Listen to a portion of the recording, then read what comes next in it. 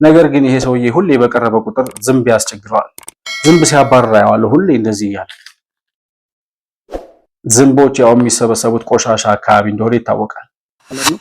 ይገባቶ መልእክታችንን ሰሞኑ ወልዲያ ዩኒቨርሲቲ መምህራኖች በኢትዮጵያዊነት የተዋጀና የተቀናጀ የተደራጀ አልነበረም ማለት ይቻላል። በወያኔ ዘመን አጥተን የነበረው ትልቁ ነገር ኢትዮጵያዊ ወታደር አልነበረም። መሞት አይሻልም እንዴ? እንዳንድ ወንድ ልጅ ህዝብን ክዶ ያው ሰው ሞቶ በፌክ ፓስፖርት ማለት ነው ከኤርትራ ተሻግሮ በተለያዩ ሀገሮች በግብጽ በመናምን አልፎ ወደ አውሮፓና አሜሪካ ለመሄድ እንቅስቃሴ እያደረገ እንደሆነም ሰምተናል። በሀገር መጥቶ በተራራ በወንዝ በሜዳ ካስጨነቀህ ገደል ግባ። ማንም መጥቶ ነጣ ለማኝነት የማይገልጸው የአማራን ስነ ልቦና የማያቅ ከአማራ ህዝብ የወጣ የማይመስል ለባርነትና ጀርባውን ለጭነት ያስጎነበሰ እንዳልሆኑ ጭምር እየተረዱ እየመጡ ነው ያሉት። አርሶ አደሩ በዚያ ልክ ከመደገፍ አቁሞ እነሱን ወደ መግጠም እየዞረ ነው። አዲስ አበባ መግባት ተከለከለ የአማራ ህዝብ ብለው ከደንበጫ ወደ ቢቸና ከደብረ ማርቆስ ጎንደር መሄድ ብርቅ ያደረጉበት ነፃ አውጪ ነው። አረገኝ እንደፈለክ ትችላለህ። ራስህ አፈለክ በቃ እና አፈለክ ራስህን አንተ ሸርሙጣ ላይ ችግር ምን እንደሚባል ራሱ የማይገባኝ ተራ የሰው ንዑስ ተብሎ ሊጠቀስ የሚችል ሰው።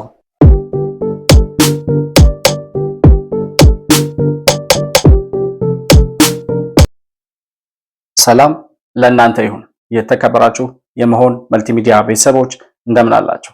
ብሩክ የሾርቅ አሰፋ ነኝ ከመሆን መልቲሚዲያ። የዛሬውን ወቅታዊ ፕሮግራማችንን ይዘን ቀርበናል። በዛሬው ፕሮግራማችን በአማራ ክልል እየተካሄደ ያለውን የህግ ማስከበር ዘመቻና እንዲሁም በአማራ ክልል ርዕሰ መስተዳድር በኩል ለታጣቂዎቹ በተደረገው የሰላም ጥሪ መሰረት የተፈረመውን የሰላም ስምምነት ተከትሎ ወደ ሰላም አማራጩ እየገቡ ያሉ በከፍተኛ አመራርነት የነበሩ የታጣቂው ቡድን መሪዎች ወደ ሰላም መምጣታቸውን በሰበር ዜና መልክ ሰምተናል። ከዚያው ጋር ተያይዞ አመራሮቹ ብቻ ሳይሆኑ በጣም ብዙ ታጣቂዎች ወደ ሰላም መንገዱ መግባታቸውንና አስቀድሞም የሰላም አማራጩን ተከትለው የገቡት ታጣቂዎች ወደ ተሐድሶ ስልጠና የገቡ ወይም ደግሞ የተሐድሶ ስልጠና የጀመሩ መሆኑን የሰማንበት መረጃዎች አሉ። እነዚህንና ተያያዥ ጉዳዮችን እየቃኘን ቆይታ የምናደርግበት ፕሮግራም ይኖረናል። መሆን መልቲሚዲያን እንዲሁም ሁለተኛው ቻናላችን የሆነውን መረብ መልቲሚዲያንም ላይክ፣ ሰብስክራይብ እና ሼር እያደረጋችሁ ቤተሰብ መሆናችሁን እንዲሁም ለሌሎች ተደራሽ እንዲሆን ማድረጋችሁን እንዳትረሱ ማለት እፈልጋለሁ። ሱፐር ቻትና ሱፐር ስቲከሩም እንዳይረሳ እያስታወስኩኝ ከፕሮግራሙ ጋር አብራችሁ እንድትቆዩ በአክብሮት እጋብዛለሁ። መሆን መልቲሚዲያ ዘረኝነትንና ጥላቻን የሚጸየፍ በሐሳብ የበላይነት የሚያምን እውነትንና ኢትዮጵያዊነትን ለማጽናት የሚተጋ ሚዲያ ነው። መሆን መልቲሚዲያን በሱፐር ቻትና በሱፐር ስቲከር እንዲሁም በገንዘብ መደገፍ የምትችሉ መሆኑን በአክብሮት እንገልጻለን። ይህን ሚዲያ መደገፍ እውነትንና ኢትዮጵያዊነትን ማጽናት መሆኑን አውቃችሁ ሼር፣ ላይክ፣ ሰብስክራይብ በማድረግ ለሌሎች ተደራሽ ማድረጋችሁን አትርሱ። መሆን መልቲሚዲያ የአዲሱ ትውልድ ሚዲያ። እንግዲህ በአማራ ክልል ከአንድ ወር በፊት አካባቢ ይመስለኛል በአማራ ክልል ርዕሰ መስተዳድር ወይም ደግሞ በአማራ ክልል መንግስትና የአፋሃድ አመራር በነበረው በካፕቴን ማስረሻ ሰጤ በኩል የሰላም ስምምነት ተፈርመው ከዚያ በኋላ በጣም እጅግ ብዙ ቁጥር ያላቸው ታጣቂዎች የሰላም አማራጩን እየተከተሉ መግባታቸውንና በአንጻራዊነትም የአማራ ክልል ሰላም ከጊዜ ወደ ጊዜ እየተሻሻለ የአካባቢው ማህበረሰብ ሰላሙን እያገኘ እየመጣ ያለበት ሁኔታ እንዳለ ለመረዳት ችለናል። ወደ ሰላም አማራጩ ከገቡ ታጣቂዎች መካከል አብዛኞቹ ወደ ተሐድሶ ስልጠና መግባታቸውንና በዛ ተሐድሶ ስልጠና ላይም ከዚህ በፊት የፈጸሙት በደል ከዚህ በፊት በትጥቅ ትግሉ ላይ በነበሩበት ምንም ዓላማ በሌለው ግማሹ በውዥንብር ገብቶ ግማሹ ደግሞ በስልጣን ጥማት ተሸውዶ የገባለ የተፈጠረውን ግርግር ተጠቅሞ የራሴን የስልጣን ጥመኝነት ወይም ደግሞ ጥማቴን አረካለሁ ብሎ ወደዛ የገባም አለ። ውዥንብሩን ተከትሎ በብሔር ፖለቲካ በተሳሳተ ትርክት እከሌ ሊያጠፋህ መጣ፣ እከሌ ሊደመሰስህ መጣ፣ የአማራ ክልል የህልውና አደጋ ተጋርጦበታል ምናምን ሲባል በዛ ተሸውደው የብሔር ፖለቲካው ጠልፏቸው እየገቡም አሉ። በሁለቱም ጎዳና ውስጥ ወደ ሽብር ገብተው የነበሩ አብዛኛዎቹ ታጣቂዎች ወደ ሰላም መጥተው የሰላም መንገዱን ተከትለው አሁን የተሃድሶ ስልጠና ላይ ይገኛሉ። በአማራ ክልል የተፈጠረው የሰላም እጦት ህዝቡን ለዘርፈ ብዙ ችግሮች ዳርጓል ያሉት በጫካ የነበሩ ታጣቂዎች ከዚህ በኋላ ህዝባችንን ለመካስ ሰላማዊ ትግልን መርጠናል ሲሉ ገልጸዋል። አማራ ለማረስ ተቸግሯል፣ ለመነገር ተቸግሯል፣ ከቦታ ቦታ ለመዘዋወር ተቸግሯል። ይህን ሁሉ ችግር ለመፍታት ግን የሰላም ጥሪውን ተከትለን ሁላችንም ወደ ሰላም መምጣት አለብን የሚል መልእክት አለኝ እኔ በግሌ ማለት ነው። ህዝቡ አሁን ያለበት ሁኔታ በጣም ከመቼውም በላይ ስቃይ ውስጥ ነው ያለው። እኛ ለአማራ ነጻ አውጪ ነን ብለን ወደ ጫካ ወጥተንም ቢሆን ዛሬ ግን ለአማራ ስቃይ ነው የሆነው። የአማራ ህዝብ አርሶ አደር ነው። ከፍተኛ ተጽዕኖ ያመጣበት እንደፈለገው የግብርና ስራውን እንዲሰራ አላረገውም። እንደ መንግስት ግብር እንቀበለዋለን።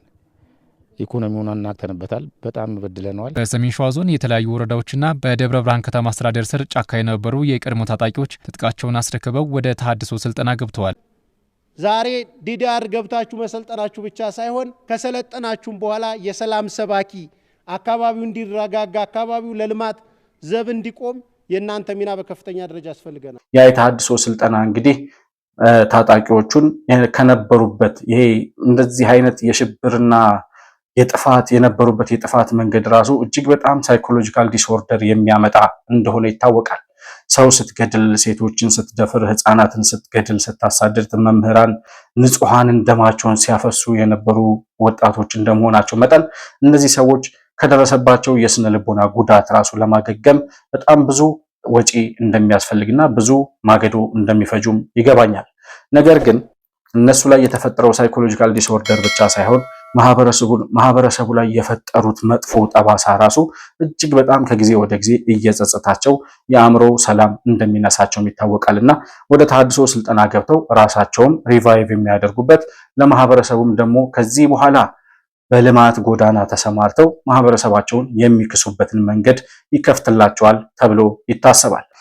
ከዚሁ ጋር ተያይዞ እንግዲህ ካፕቴን ማስረሻ ሰጤ ከዚህ በፊት ከኤንቢሲ ቴሌቪዥን ጋር አድርጎት በነበረው ቆይታ አሁን እየገቡ ያሉ የሰላም አማራጩን የሚከተሉ ታጣቂዎችን ስንመለከት እሱ የተናገረውን ነገር ወይም ካፕቴን ማስረሻ የሰጠውን አንድ መልእክትም ያስተላልፈውን መልእክት እዚህ ላይ ማንሳት ተገቢ ይመስለኛል። የሰላም አማራጩን የሚከተሉት ቅድም እንዳልኩት የራሳቸውን ህይወት በመጀመሪያ ደረጃ ለማትረፍ ቢሆንም አንድም ቀን ቢሆን ከዚህ በኋላ ያጠፋነው ጥፋት ይበቃል፣ ከዚህ በኋላ ማህበረሰባችን አንጎዳም ብለው የራሳቸውን ህይወት ማትረፍ እንዳለ ሆኖ የማህበረሰቡን ሰላም ለመመለስ የሚያስቡና ለአማራ ህዝብ የሚቆረቆሩ ታጣቂዎች በሙሉ ከዚህ በኋላ የሰላም አማራጩን ተከትለው ይመጣሉ ሲል መልእክት አስተላልፎ ነበር። አንዳንድ ቦታዎች ላይ አመራሮች ጭምር እየገቡ ነው። በአብዛኛው ለአማራ ህዝብ ቆረቆራለሁ፣ አስብለታለሁ የሚለው ይገባል።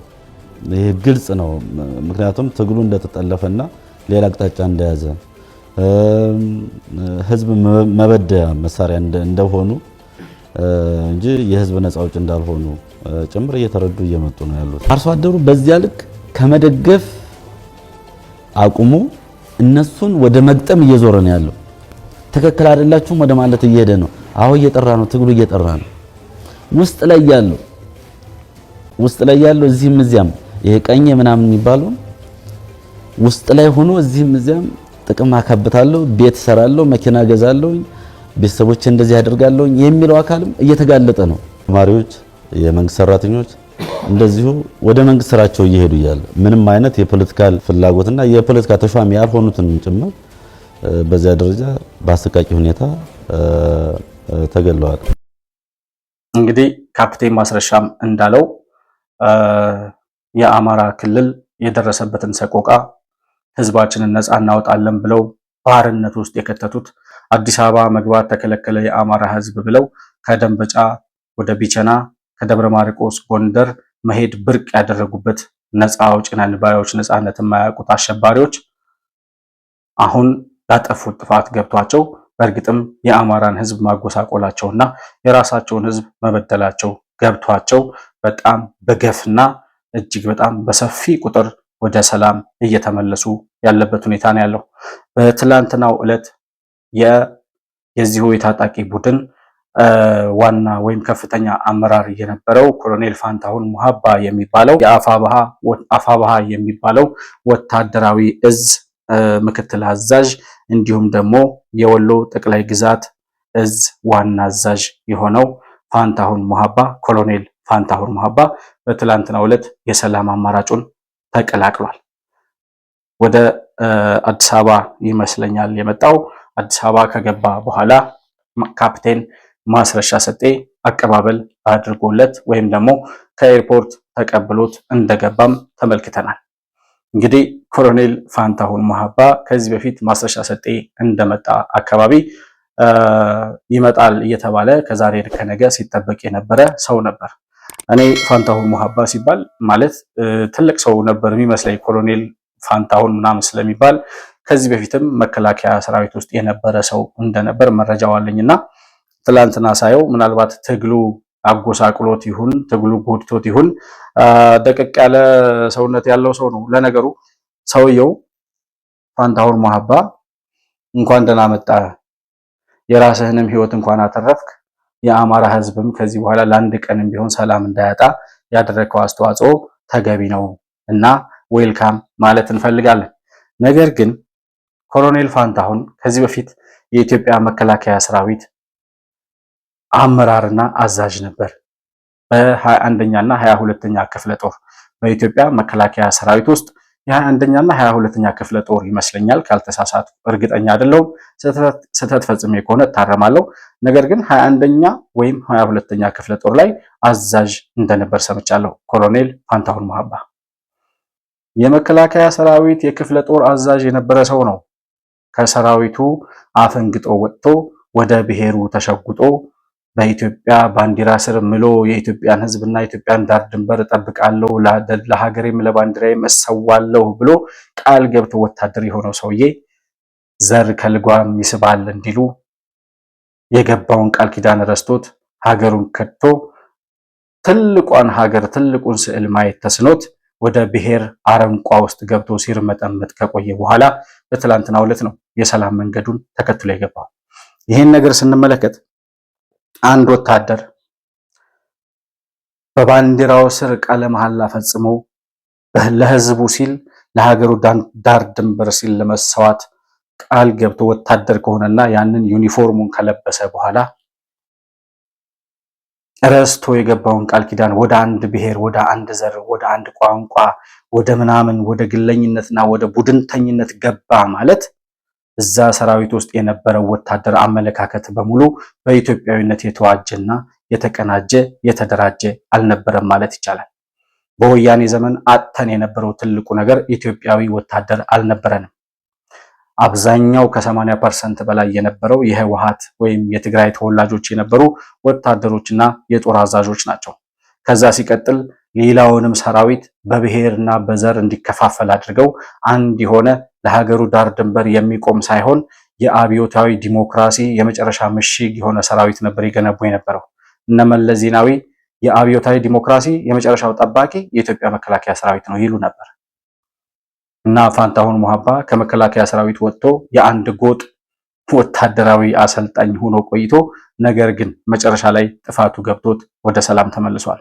እና ማንሳት የፈለኩት ወያኔ አብቹ ባይመጣ ኖሮ ወያኔ የሰራው መከላከያ ሰራዊት አንድ ኢትዮጵያን የሚጠብቅ ሳይሆን የህወሓት የመጨረሻ ጠባቂ አጋዚ የሚባል ጦር፣ ከዛ ሲቀጥል የአብዮታዊ ዲሞክራሲ የሚባለው የነመለስ ቅዠት የወለደው ርዕዮተ ዓለም የዛ ጠባቂ እንጂ የኢትዮጵያ ጠባቂ የነበረ ሰራዊት አልነበረንም። እንደዛሬው እድሜ ላብቹ እድሜ ለለውጡ መንግስት ይሁንና እድሜ ለዚህ ለውጥ ይሄ ለውጥ እንዲመጣ መስዋዕትነት ለከፈሉ የኢትዮጵያ ወጣቶች በአጠቃላይ ለኢትዮጵያ ህዝብ ይሁንና ዛሬ ኢትዮጵያዊ ሰራዊት በኢትዮጵያዊነት ስነ ልቦና በዘመናዊ ስልጠናና ትጥቅ የተደራጀ ለሀገሩና ለህዝቡ የሚሞት በኢትዮጵያ ዳር ድንበር በኢትዮጵያ ባንዲራ ልክ የተሰራ ሰራዊት ባይኖረን ኖሮ ወያኔ ልክ እንደነ ፋንታሁን ሙሀባ በዘር የሚከፋፈል ሰራዊት ነበር አደራጅቶልን የነበረው። የሆነ ሆኖ ፋንታሁን ሙሀባ በትላንትናው ዕለት የሰላም አማራጩን ተከትሎ በነ ማስረሻ ሰጤ ጎዳና ላይ ሲራመድ ተመልክተነዋል። እንግዲህ ይህን ተከትሎ የአሸባሪው ቡድን ዋና አዛዥ የሆነው የጎጃሙ ፋኖ አዛዥ ነኝ የሚለው ዘመነ ካሴ በኤርትራ በረሃዎች ላይ እየተረመጠመጠ የነ ኢሳያስ አፈወርቂን ፍርፋሪ እየበላ እንደሆነ እንሰማለን። እዛ አካባቢ ለመቆየትም እቅድ ያለው አይመስልም። አሁን ደግሞ በተለያየ ፓስፖርት እሱን ማንነቱን በሚደብቅ በሌላ በፌክ ፓስፖርት ማለት ነው ከኤርትራ ተሻግሮ በተለያዩ ሀገሮች በግብጽ በምናምን አልፎ ወደ አውሮፓና አሜሪካ ለመሄድ እንቅስቃሴ እያደረገ እንደሆነም ሰምተናል። የጽንፈኝነት፣ የሽብርተኝነት፣ የሌባና የዘራፊ ቡድን አመራር መጨረሻው እንደዚህ ተዝረክርኮ በየጥሻው መቅረት ነው። ስለዚህ አሁን ፋንታሁን ሙሀባ መግባቱን ተከትሎ ዘመነ ካሴ ይህችን ፎቶግራፍ ለጥፏል ፌስቡክ ፔጁ ላይ። ይሄ የምታዩት ምሬ ወዳጆ የሚባለው የምስራቅ አማራ ፋኖ አዛዥ ነኝ የሚለው ነው። ከነ ደብረጽዮን ጋር መቀሌ ተቀምጦ የሻዕቢያና የደብረጽዮንን ፍርፋሪ እየለቀመ የሚኖር ለማኝነት የማይገልጸው የአማራን ስነ ልቦና የማያቅ ከአማራ ሕዝብ የወጣ የማይመስል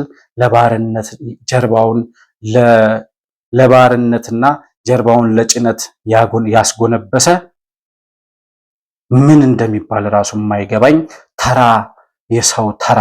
የሰው ንዑስ ተብሎ ሊጠቀስ የሚችል ሰው እና ዘመነ ካሴ እነ ፋንታሁን ሙሀባ እነ ማስረሻ ሰጤ ሰላምን እየተቀላቀሉ ሲመጡ አንድ የቀረኸኝ አንተ ብቻ ነህ ማለት ይመስላል።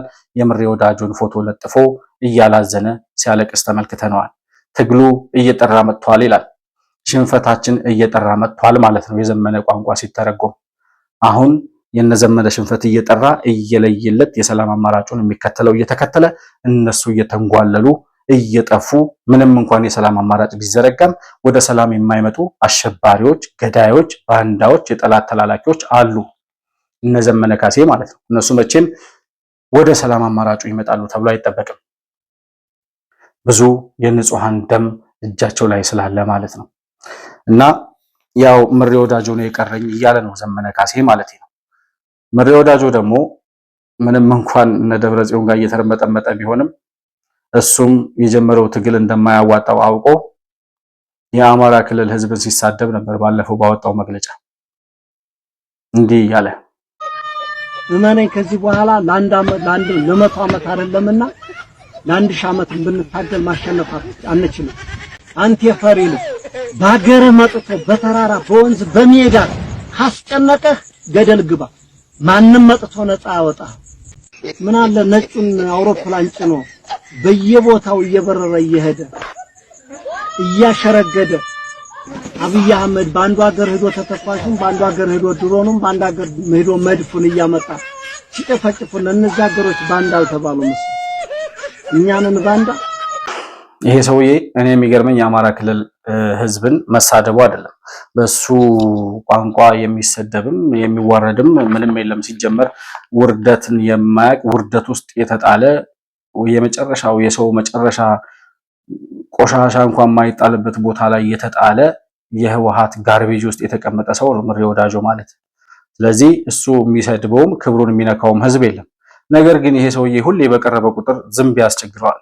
ዝንብ ሲያባርራ ያዋለው ሁሌ እንደዚህ እያለ ይገባቶ መልእክታችንን እዚህ በመቀጠል ሰሞኑ ወልዲያ ዩኒቨርሲቲ መምህራኖች በተሰጣችሁ ማስጠንቀቂያ ለተማሪው ማስጠንቀቂያ ተገዝታችሁ ስትወጡ ከዚህ ውጭ አገር ዝንቦች ያው የሚሰበሰቡት ቆሻሻ አካባቢ እንደሆነ ይታወቃል። እና ከአእምሮ ጀምሮ ሰውነቱ በሙሉ ይቅርታ ለአማርኛው ምን ያህል ቆሻሻ እንደሆነ ግን ከዝንቦቹ መረዳት ይቻላል። እና የተቀሩት ፋኖች እነ ምሬ ወዳጆ ህዝቡን እየተሳደበ ተቀምጠዋል። እነ ዘመነ ካሴ ወደ አውሮፓ ለማምለጥ ቀዳዳ እየፈለጉ ነው። የተቀሩት ፋኖች ደግሞ እርስ በርሳቸው እየተሰዳደቡ እየተጠላለፉ መጨረሻቸው መገዳደልና መፈላለግ ሆኗል። ከሰሞኑ ሁለት ፋኖች ሲሰዳደቡበት የነበረውን አንድ ቪዲዮ ማነው የስልክ ልውውጥ ልጋብዛችሁ። አንተ የሴት ልጅ አለቀውም ለምን እንደዚህ የምታደርገው? እንታያለን። እኔ የምልህ እንዳንተማ ከብረው እንዳንተ ምን እንትን ብሎ የለኝም። ስማ ልንገርህ እና ለምንድን ነው የማታወራው? ለምን ነው ግዳጅ የመጣው ያለች እንደዛ ግርግር የምትፈተው? ለምን እቃው እንዳያልፍ ነው? ደግሞ የሴት ልጅ አይደለሁም። እሺ ሰውን አከብራለሁ እንጂ ሰውን አልፈራም ነግር ማለት ነው። ለምንድን ነው ቃሉን እንዲያልፍ ማታረፈው? ሰው አከብራለሁ እንጂ ሰው አልፈራም አልኩህ። አፈለክ ይኸውልህ እንደዚህ ብለህ እንዳትሰድብ። ሁለተኛ አሁን ትተዋለህ አትተውም? አረገኝ እንደፈለክ ትችላለህ ራስህ አፈለክ በቃ እና አፈለክ ራስህ አንተ የሸርሙጣ ችግር። የእነዚህ ሰዎች ብልግና አይግረማችሁ። ማለት ሲሳደቡ የምትሰሙት ቋንቋ ከዚህም በላይ ብዙ ነገር ሊያወሩ ይችላሉና ብልግናቸው እንደዚህ የሚያወሩት የሚሰዳደቡት ስድብ ለነሱ ምንም ማለት አይደለም። ምክንያቱም እነዚህ ሰዎች ማን እንደሆኑ ምን አይነት ስብዕናና ስነ ምግባር እንዳላቸው ከምን አይነት ቦታ ተሰባስበው በዚህ ሽብርተኛ ቡድን ውስጥ እንደተቀላቀሉ ራሳቸው እዚሁ የሽብር ቡድን ውስጥ የነበሩ ነገር ግን ወደ ሰላም የመጡ ጓደኞቻቸው ማንነታቸውን እንደዚህ ይነግሩናል። በተፈጠረው ውጅንብር ተወናብደን ወደ ጫካ ወጣን ከነበሩት ነገር ግን ደግሞ መንግስት በሰጠው የሰላም አማራጭ ከተመለሱት አባል አንዱ ነኝ። ይሄ ቡድን ሲመሰረት የህዝብን ጥያቄ ከፊት ያውለበለበ እውነተኛ የህዝብ ወኪል መስሎ ነው የወጣው። ከወጣ በኋላ ግን በአጠቃላይ በቡድኑ ውስጥ ያለ አካል ማን ነው ብለን እኛም ከመንግስት ስራችን እየወጣን ከተከተልን በኋላ ስናይ አንደኛ ከማረሚያ ቤት ያመለጡ ወንጀለኞች፣ ሁለተኛ ከመንግስት ተቋማት በተለያየ ሁኔታ በዲሲፕሊን የተባረሩ አካላት፣ ሶስተኛ በየአካባቢው በስርቆት ተሳታፊ የነበሩና የተሰረቀ ሀብትና ንብረት የሚያዘዋውሩ በተለይ ደግሞ የወራጃ ነጋዴ ተብለው የሚጠሩ አካላት፣ በሌላ መልኩ ደግሞ በተለይ ሃይማኖት ተቋማት ውስጥ በተለያየ የውስጥ ቅራኔ ጽንፍ የረገጠ ሐሳብ ያላቸው አካላት በመተባበር ነው ቡድኑን ወደ ጫካ ይዘውን የገቡ ማለት ነው። ከማረሚያ ቤት ያመለጡ ወንጀለኞች ከዚህ በፊትም አንድ ፋኖ ሲናገር ሰምተነዋል። ዘመነ ካሴ ጋር እስር ቤት የነበሩ 20 ዓመት 21 ዓመት ምናምን የተፈረደባቸው ሰው ገድለው በሰው በነፍስ ማጥፋት የተከሰሱ ዘመነ ካሴ ጋር መጥተው የኮር አዛዥ የክፍለ ጦር አዛዥ የሆኑ ማለት ነው። እስር ቤት ስለሚተዋወቁ ነው ሲያለ ሲናገር ሰምተነዋል። እዛው እነ ዘመነ ፋኖ ውስጥ የነበረ ሰው ማለት ነው። ታዲያ ከዚህ ቡድን አባላት የብልግና ስድብ መስማት ምን ያስገርማል? ከዚሁ ቀጥሎም ይሄ የብልግና ስድብ ብቻ ሳይሆን እዚህ አሸባሪ ቡድን ውስጥ የነበሩ ሰዎች ከዚያ በኋላ ወደ ሰላም ከመጡት አሁንም ሌላ አንድ ልጅ ልጋብዝላችሁና ምን አይነት ወንጀል ይፈጽሙ እንደነበር እሱ ራሱ የነበረበት ኮር ውስጥ ማለት ነው። እሱ ራሱ የነበረበት የአሸባሪው ቡድን ውስጥ ምን አይነት ወንጀል ይፈጸም እንደነበር ራሱ ነው የሚነግረን።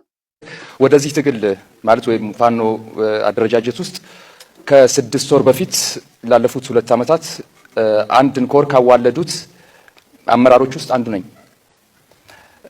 እዚህ ወረዳ ላይ እዚህ ያለንበት ከተማ ላይ ባልና ሚስት በቦምብ የተገደሉበት፣ ሴት ልጁን ሚስቱን እና እህቱን የተደፈሩበት፣ አንድ ሴት ሀፍረተ ገላዋ በሳት ተለብልቦ አይኗ በአፈሙዝ አይኗ ጠፍቶ ሆዷ በጩቤ ተቀዶ ላስቲክ ተንጠብጥቦ የተገደለበት ወረዳ ላይ ነው ያለነው። ወረዳ መቀመጫ ላይ ነውና ይህንን ካደረጉት ምናልባትም ዛሬ ከህሊና ተጠያቂነት ነፃ ለመሆን ነገ ግን በህግ ተጠያቂ ለመሆን ማለት ዝግጁ ነኝ። ፐርሰናል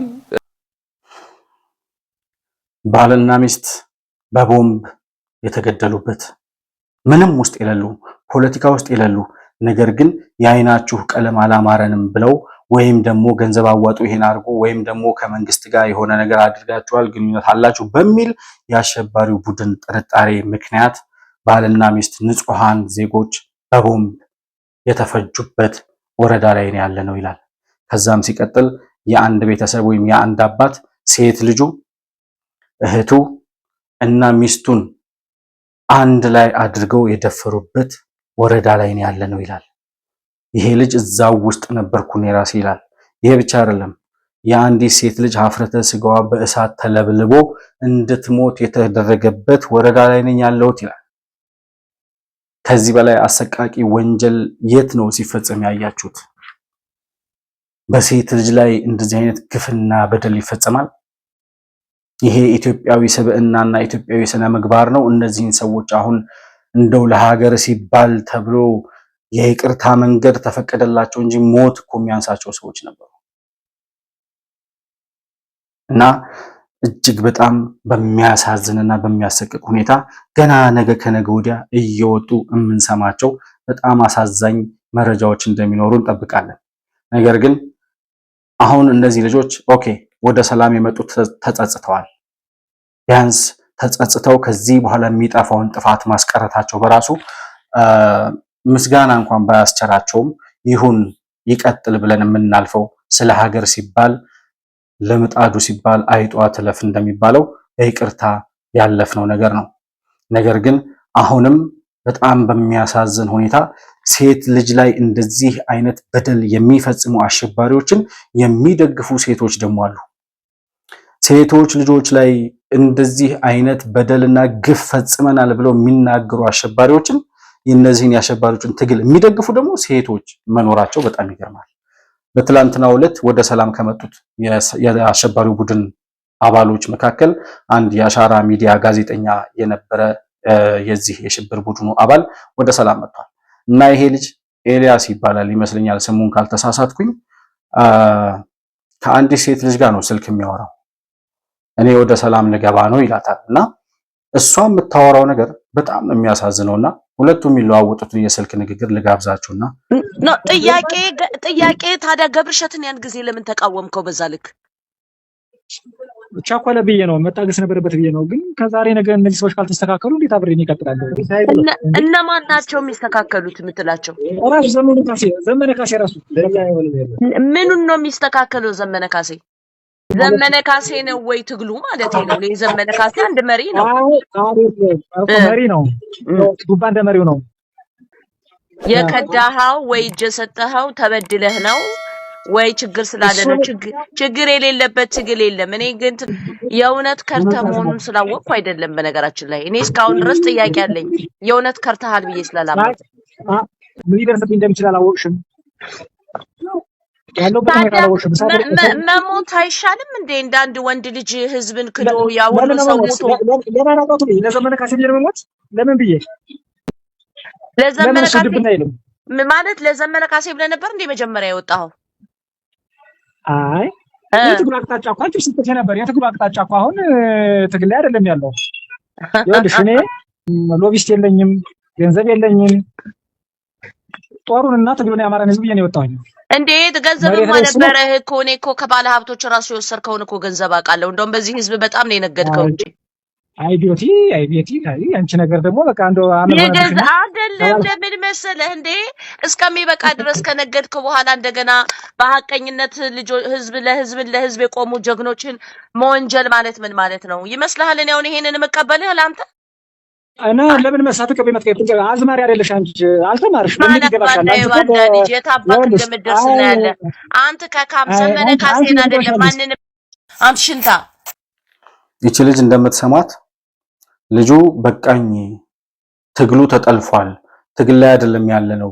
ስለዚህ ከዚህ በኋላ ለልጆቼ መኖር አለብኝ፣ ልጆች አሉኝ ይላታል። መሞት አይሻልም ወይ እንደ ወንዶቹ ትለዋለች። አያሳፍርም? አሁን ይቺን ሴትዮና መዓዛ መሐመድ የምትባል የሮሃ ሚዲያ ምናምን ባለቤት አሁን እሷ ይቅር የምትባል ሰው ነች። እሷ አሁን ሴት ነች፣ እንደ ሴት የምትታይ ነች። በሴት ልጅ ላይ የሴት ልጅ ገላ በእሳት ለብልበው የአንድን አባት እህት እናትና ሚስትን በአንድ ላይ አድርገው በጋራ የሚደፍሩ አሸባሪዎችን የሚደግፉ እነዚህ አሁን ሴቶች ናቸው። የሴት ሰብዕና አላቸው፣ ያውም ኢትዮጵያዊ ሴት። እህቶቻችንን እኮ እናውቃለን፣ እናቶቻችን እናውቃለን እንዴት እንዳሳደጉን። እህቶቻችን ምን አይነት ስነ ምግባር እንዳላቸው እናውቃለን። እንዲህ አይነት ወሬ ሲወራ እንኳን ለመስማት ሞራሉ የላቸውም። እንኳን እንደዚህ የሚያደርግን አሸባሪ አይዞ በርታ እያሉ ሴቶች እህቶቻቸውን ሊያስደፍሩና ሊያስገድሉ ማለት ነው። እኔ ከዚህ ኤልያስ ኦኬ የዚህ አሻራ ሚዲያው ጋዜጠኛ ለዘመነ ካሴ ስላልሞትም ብሎ ወደ ሰላሙ መጥቷል። ለምን አትሞትም ነበር የምትለው እቺ ሴትዮ ግን አገር ውስጥ ከሆነች ከነዚህ አሸባሪዎች በላይ ወይም ከነሱ ተለይታ ልትታይ አይገባም። በአስቸኳይ ተፈልጋ ለህግ ለፍርድ መቅረብ አለባት ብዬ አስባለሁ። በሴቶች እህቶቿ ላይ የሚደርሰው ነገር የማያሳዝናትና የማይቆጫት ነገር ግን አሁንም ይሄንን አሸባሪ ቡድን ደግፋ መረጃ የምታመላለስ በአዝማሪነትም የምትተዳደር እንደሆነች ልጁ ራሱ ይናገራል።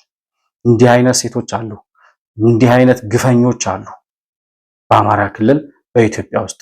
ልክ እንደ ሞንጆሪኖ አማራ ክልል ላይም ሌሎች ሞንጆሪኖዎች ለመኖራቸው ይቺ አሁን በስልክ የምታወራው ሴት ማረጋገጫ ናት።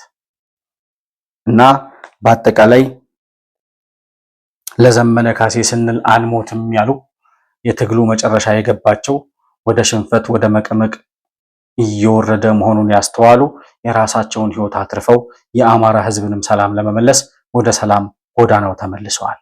አይ አንመለስም ያሉት መከላከያ ሰራዊት በሚገባቸው ቋንቋ እያናገረ በየቀኑ የሚልከሰከሱትን ሁሉ እየለቀመ ወደ መጨረሻ መቃብር ጉድጓዳቸው እየሸኛቸው ይገኛል። በቀጣይ በአማራ ክልል የሚኖሩ እንቅስቃሴዎችን እንዲሁ እየተከታተልን ወደ እናንተ ይዘን የምንመጣ ይሆናል። ለዛሬ የነበረኝ ፕሮግራም ይህንን ይመስላል። መሆን መልቲሚዲያን ላይክ፣ ሰብስክራይብ እና ሼር ማድረጋችሁን መረብ መልቲሚዲያንም እንዲሁ እያደረጋችሁ ተደራሽነቱ እንዲሰፋ ማድረጋችሁን አትዘንጉ ለማለት እወዳለሁ።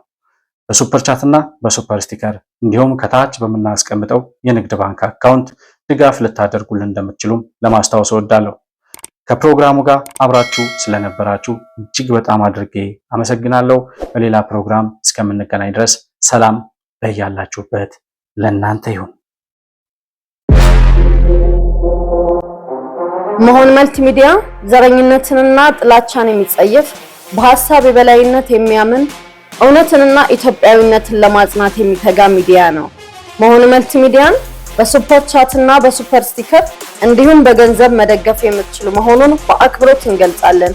ይህን ሚዲያ መደገፍ እውነትንና ኢትዮጵያዊነትን ማጽናት መሆኑን አውቃችሁ ሼር፣ ላይክ፣ ሰብስክራይብ በማድረግ ለሌሎች ተደራሽ ማድረጋችሁን አትርሱ። መሆን መልቲሚዲያ የአዲሱ ትውልድ ሚዲያ